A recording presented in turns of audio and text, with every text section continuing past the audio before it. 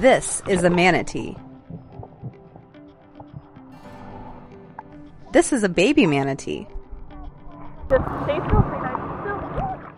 And this is two baby manatees viciously attacking me while I was just minding my own business floating around in Crystal River, Florida.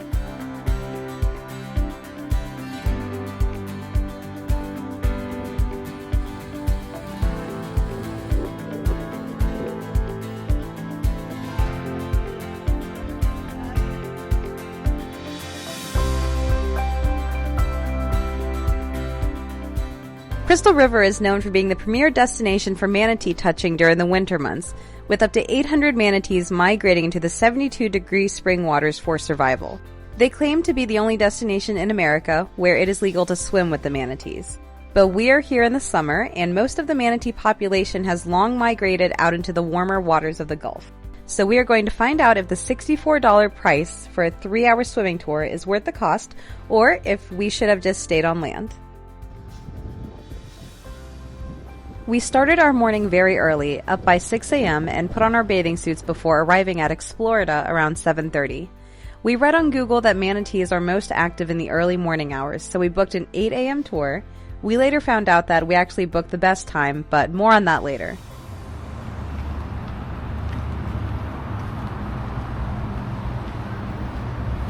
So excited.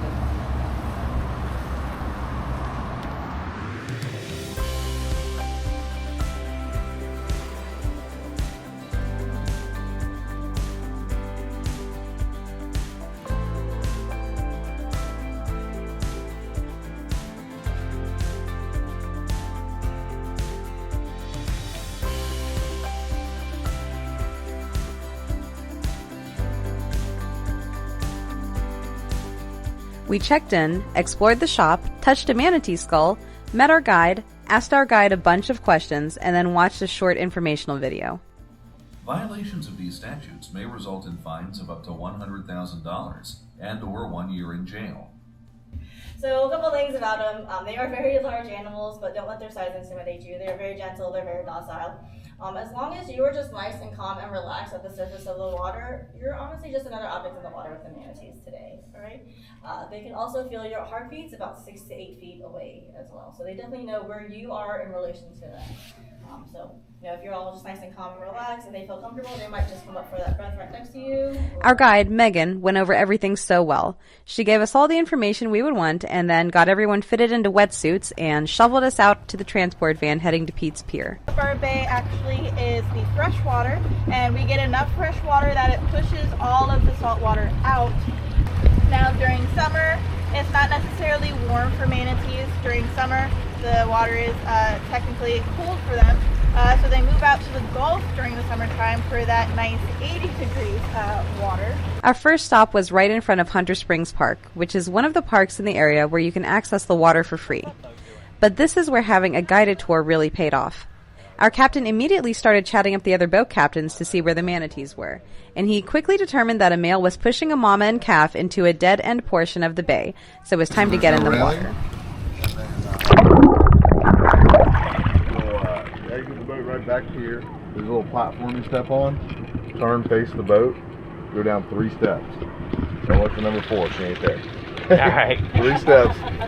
Give you the pool noodle. You just kind of stick it up under your arms like that, and you do a little doggy paddle. Drag your feet like they don't exist. Okay. Okay. When you approach the manatee to get there, less is best. Okay. If the manatees hang out and this works out like it should be the least athletic thing you do all week. Okay? that's why I love it. Yeah.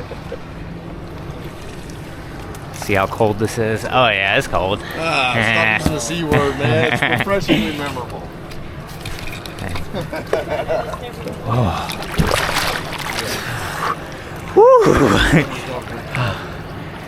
Oh man. Yeah, that's a perfect doggy paddle, just like that. Unless you're dying, don't hold on to a dock or anything, because the neighbors will get upset. All right? Go right on over there to Miss Megan. She's on the other side of that older deck boat.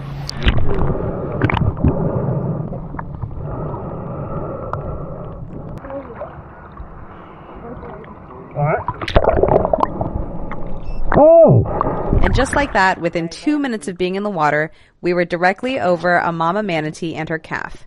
The filming is a bit choppy, and the water is a bit murky, but in person, this couldn't have been better.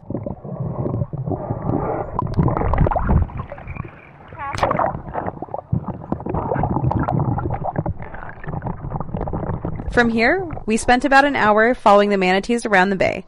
I honestly couldn't tell you how many we saw. We would lose sight of them in one part and then find some elsewhere. But this is a great time to force your significant other to hold hands with you.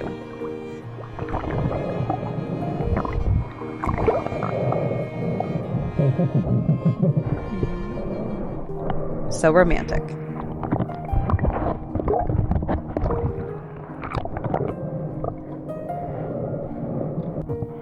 We also got in a few secret pets, but I'd argued that we did not violate the law by harassing or scaring them. The manatees were actually the ones doing the harassing.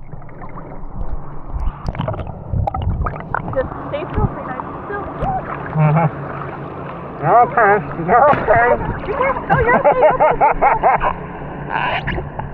I got a little panicked in the moment, but they were just coming up to breathe. This interaction alone made this a lifetime memory for both me and my husband. They are like all over you.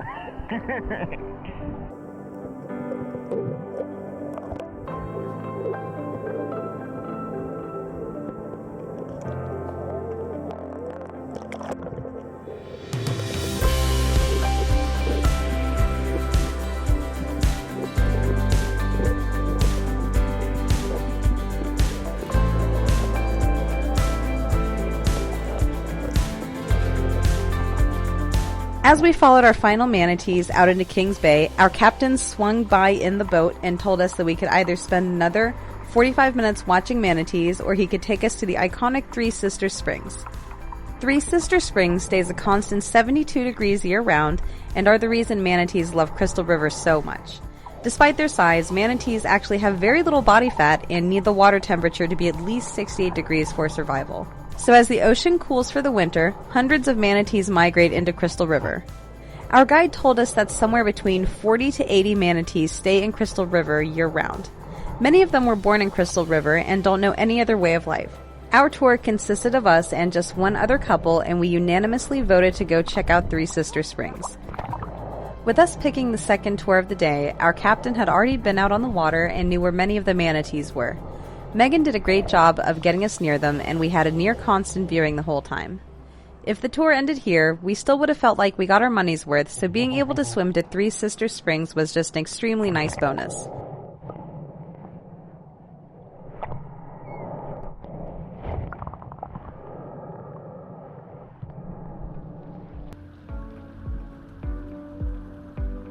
Three Sisters Springs does not allow any motorized boats year-round and doesn't allow any paddlecraft in the winter.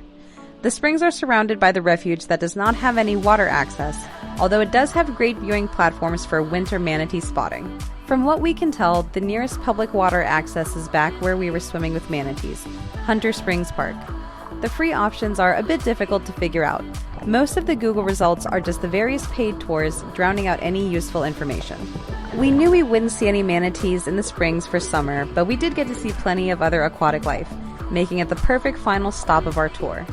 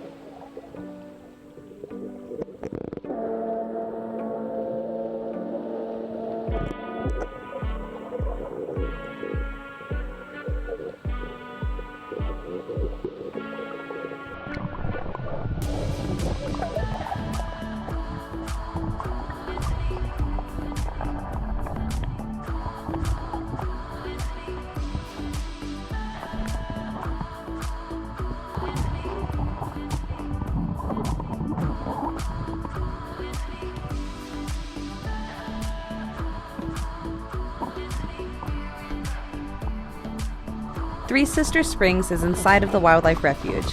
However, there is no access to the springs from land there. If you want to swim, you must enter from outside of the wildlife refuge. This was one of the main reasons we decided to book a tour. At this point in our day, temperatures were reaching upper 80s Fahrenheit, so hopping back to the 72-degree water was actually a little refreshing. Our guide led the way and gave us about 20 or 30 minutes to explore the springs, so we were able to see some wildlife, attempt to swim to the bottom, relax on our pool noodles, find a cool shell, and give the camera a good death stare. So that pretty much wraps up our summer day spent in Crystal River. We might not have gotten to see as many manatees as we would have in the winter, but we also didn't have to deal with the crowds and cold weather that December through February bring. For us, this experience is 100% worth it no matter what time of year, and we would do it again in a heartbeat. Until next time. Floating in the river with the manatee, swimming in the crystal blue. He reaches out and takes my hand from me. He tells me he likes the view. The manatees are eating all the seagrass. Sneak a little pet when they swim past. Coast, the boat's coast. The boat's coast. The boat's coast.